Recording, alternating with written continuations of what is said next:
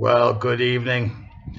Night falls here in China, and I thought today I would share with you something that I wrote many years ago when I first arrived here. The Yawn for your entertainment. Most of the foreign teachers in the university are pleasant enough. I smile and wave at Americans, Canadians, Russians, some Italians, and so on. It is said, however, that an Englishman only needs to open his mouth for another Englishman to despise him. And so we come to the Yawn. I met the Yawn on my first day here. I had just finished my lectures for the day and was waiting for the bus home when I was greeted by a cheery "Hey up!" "Hello," I returned, and soon I was sitting beside the Yawn on the bus, being pumped about my life and times. Perhaps alarm bells should have started ringing when I learned he was a journalist.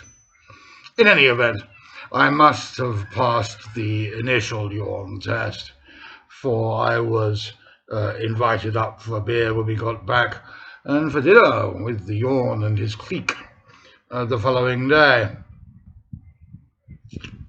But then a strange thing happened. Once I told the Yawn all he wanted to know, he clearly decided that a penniless scribbler was of no use to him, and there were no further invitations. Well, I don't worry about that sort of thing. People have their little factions. Either you fit in or you don't. And I have never made any effort to fit in anywhere. Add to that the Yawn's endless droning on about the brilliance of the Scunthorpe United midfield, or his latest holiday destination, or where to find the cheapest beer in the city, and I was delighted to be excluded, and so have an extra evening to devote to the opera or some other worthwhile pursuit. And thus matters might have rested.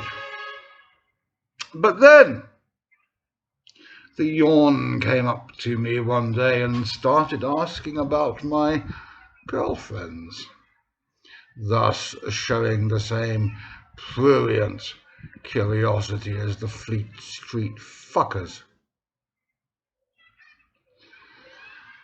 Had it been a normal person, I should have told him to mind his own business, but one must make allowances for journalists. They are, after all, paid to make your business everybody's business. I gently reminded him that just because one goes out for a drink with a woman, or has dinner with her, or teaches her, or it does not mean that one is sleeping with her. But I could see he was not convinced, and my mood changed from indifference to ire. Given that the Yawn has shown such interest in my life, I think it only fair to examine his. Of the Yawn's early existence we know little. Born somewhere up north, he graduated from somewhere, in something, and we can surmise that his interest in Scunthorpe United and drink started at an early age. The first definite sighting occurs some 20 years ago, when he was working as a stringer for the Bognor Regis Evening Advertiser. His career there was clearly a success.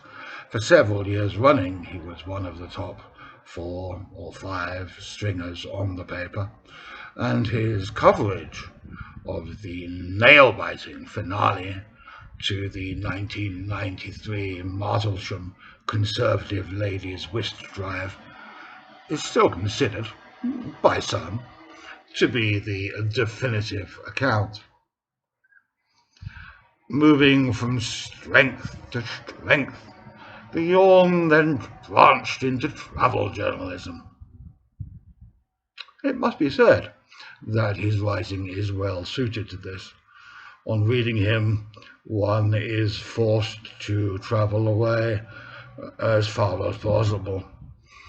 In any event, the Yawn may have won no prizes, but his taste for freebies and beaches stays with him to this day. Then he followed his better half out here to China, and with his heady brew of bonhomie and bullshit, soon established himself like a tick on the panda's hide. One can never be sure what the Yawn actually does, but mostly you can find him in bars, on beaches, or at dinners. So clearly he is spending his time fruitfully. Like many little men, the Yawn has a massive inferiority complex, but in his case it is entirely justified. He judges people not on their merits, but on how useful they may be to him. He is arsenical and polite to those with power and sniffily dismissive of those he considers without. He has appointed himself as spokesman for the foreign community in the university, whether we want him or not. And he presents himself to newcomers as the guru on Chinese ways and customs.